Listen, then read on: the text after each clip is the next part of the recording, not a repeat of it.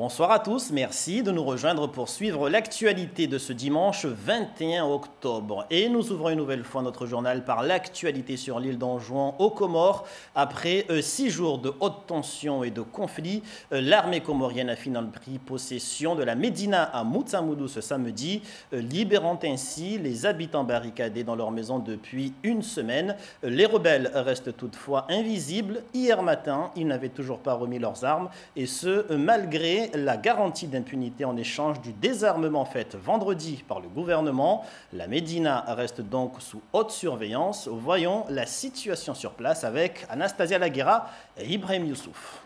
Une foule, un semblant de vie, la délivrance, enfin. C'est ce samedi après-midi que l'armée comorienne a repris le contrôle de la Médina de Moutsamoudou, où s'étaient retranchés les insurgés depuis bientôt une semaine. À leur arrivée, les rebelles, estimés à 40, s'étaient volatilisés.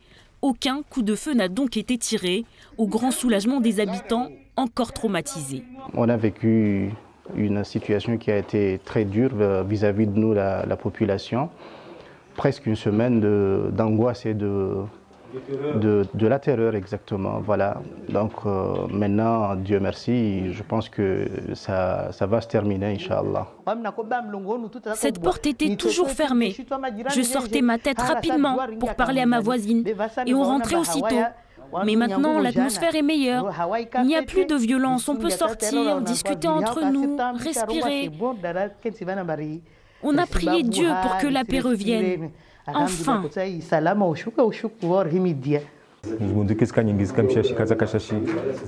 Tous les jours des coups de feu, des bombes lacrymogènes qui rentraient jusque dans nos maisons. J'ai montré les traces aux militaires, on ne pouvait même pas sortir. Il fallait que l'on protège nos personnes âgées de tout cela. Il fallait qu'on les nourrisse, qu'on les soigne. On ne pouvait pas les laisser comme ça. C'est pour ça qu'on a refusé de partir. Si les riverains sont désormais libres de leur mouvement, les armes courent toujours, le couvre-feu de 19h à 6h du matin est donc maintenu. Ce dimanche, les maisons de la Médina devaient être perquisitionnées. Impossible pour les journalistes d'accéder à la zone quadrillée. Les affrontements entre les rebelles et l'armée comorienne ont fait 3 morts et 6 blessés graves. À savoir que le gouverneur d'Anjouan a été arrêté par l'armée nationale. Il a été aussitôt placé en résidence surveillée jusqu'à nouvel ordre. Et dans l'actualité à Mayotte, on retiendra cette mission d'information de la délégation aux Outre-mer relative aux discriminations. Une mission dans le département depuis ce dimanche 21 et cela jusqu'au jeudi 25 octobre. Arrivé ce matin, les parlementaires se sont déjà rendus sur le terrain. Première visite, le CHM, un lieu où les problématiques demeurent innombrables. Nous n'avons pas pu les suivre à l'intérieur du centre hospitalier, mais nous avons tout de même pu constater l'absence des élus locaux ainsi que celle des services préfectoraux aux côtés de cette délégation. Les 3 députés nous dévoilent l'objectif de leur mission. Mission à Mayotte au micro de Yasmine Diafar et Assad Arazafitsehen. Faire remonter auprès de la délégation Outre-mer, délégation à laquelle nous appartenons toutes les 3, donc faire remonter les problématiques de discrimination qui sont sur les territoires Outre-mer par rapport à l'Hexagone. Donc c'est vraiment le but. Voilà, c'est le but. Et que ça soit dans l'administration, comme on a dit, dans tous les milieux, hospitaliers, écoles, logements, etc. Notre mission n'est pas du tout sur les discriminations homophobes liées à la LGBT, puisque ça a déjà été fait.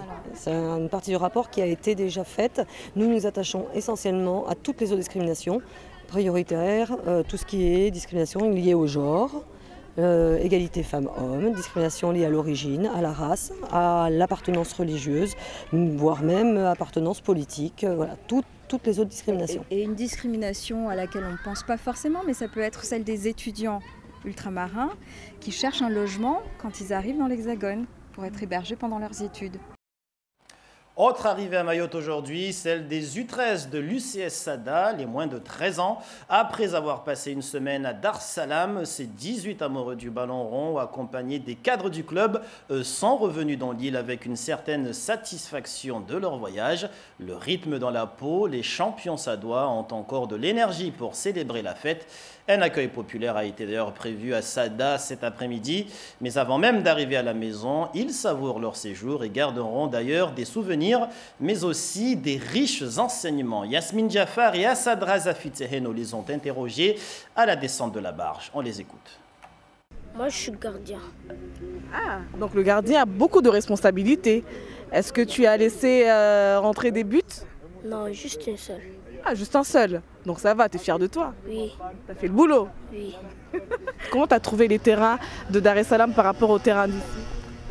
Leurs terrains, ils étaient vraiment beaux. Ils avaient des synthétiques et des beaux tribunes et ils sont bien protégés.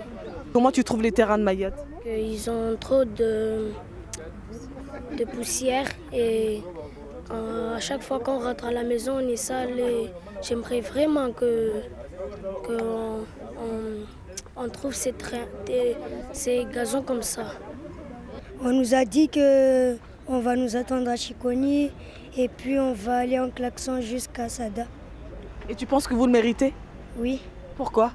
Parce qu'on a gagné. Vous êtes des champions? Oui. Et plus tard, tu veux faire quoi alors? Pompier. Pourquoi pas footballeur professionnel? Je voulais aussi faire ça, mais ma mère ne veut pas. On a joué contre une équipe de l'académie de l'équipe de football de Sunderland. Sunderland est une équipe anglaise qui a son académie dans Dar Salam.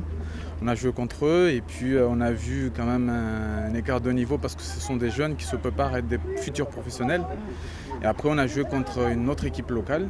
Et là, on s'est rendu compte quand même qu'on a quand même un bon football parce qu'on a pu gagner le dernier match qui nous attendait. Et c'est une fierté, mais on sait que là-bas, pour être professionnel, elle est vraiment haute. Donc maintenant, on va mettre le bleu de chauffe pour accompagner nos jeunes. Autre actualité, elle concerne cette fois la circulation routière en centre-ville. Vous êtes bien nombreux à vous plaindre du non-respect du code de la route à Mamoudzou par exemple. Eh bien sachez qu'à Paris, depuis quelques jours, la municipalité a mis en place la verbalisation par vidéosurveillance. 900 caméras chargées de traquer les mauvais comportements au volant. En Brindida, Julien Signé. 24 heures sur 24. Elle scrute désormais les moindres faux pas des conducteurs. Plus qu'un outil de vigilance, les caméras de vidéosurveillance sont presque devenues des auxiliaires de police pour la mairie de Paris. Voitures mal stationnées, véhicules non autorisés sur les voies de bus. Plus besoin d'agents sur le terrain pour verbaliser, tout se fait à distance. C'est un Renault Kangoo qui circulait dans le couloir de bus.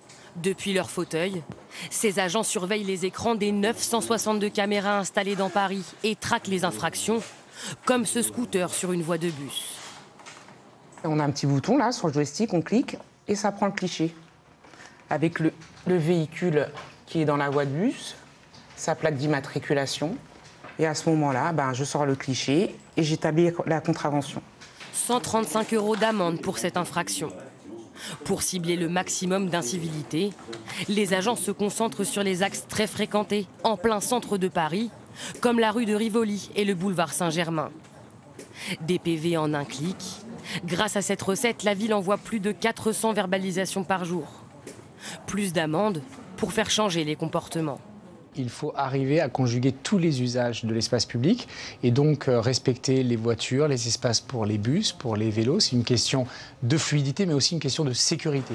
Avec ce système, la mairie espère réduire le nombre d'incivilités routières qui, selon elle, sont devenues presque banales à Paris. Comme ce camion de livraison garé sur un passage piéton. On n'a pas le choix, il faut rester ici pour livrer, sinon on ne peut pas. Et vous savez, vous pouvez être vidéo-verbalisé en faisant ça? Oui, bien sûr. Vous le faites quand même? Oui. Pour leur part, les usagers de la route sont mitigés. Dès qu'on peut toucher au porte-monnaie des gens, on va dire c'est bien pour la ville, mais pour nous, les automobilistes ou les scooters, c'est pas bien. C'est normal, il y a des règles, si on ne les respecte pas, on paye quoi. À Bordeaux, cela fait déjà 2 ans que la mairie sanctionne par vidéo les automobilistes. 105 caméras qui ont permis de réduire le nombre d'infractions. On s'aperçoit très rapidement que sur les secteurs où on a mis en place ce dispositif, on a un apaisement de la situation et beaucoup moins d'infractions qui sont constatées. Donc c'est clairement une aide pour nous qui nous permet de pacifier ces espaces sur lesquels on avait des points durs qu'on n'arrivait pas, avec une présence humaine sur place, à résoudre. Comme à Paris et Bordeaux, la vidéo-verbalisation est utilisée dans plus d'une centaine de villes en France. Et pour terminer, du sport loisir avec le dernier jour sur les sentiers pour les raiders à La Réunion. Certains ont passé 3 nuits dehors et même si le corps est éprouvé, il tient bon pour beaucoup de ses participants, surtout à l'horizon de la ligne d'arrivée, à la Grande Chaloupe. Les derniers coureurs du Grand Raid sont arrivés aujourd'hui au compte-gouttes. Certains sont carrément épuisés après 151 km de course. D'autres ont terminé la course le dos bloqué, une diagonale des fous qui a bien tenu son nom et qui a permis à tous les coureurs d'aller au bout de leurs limites. Bravo!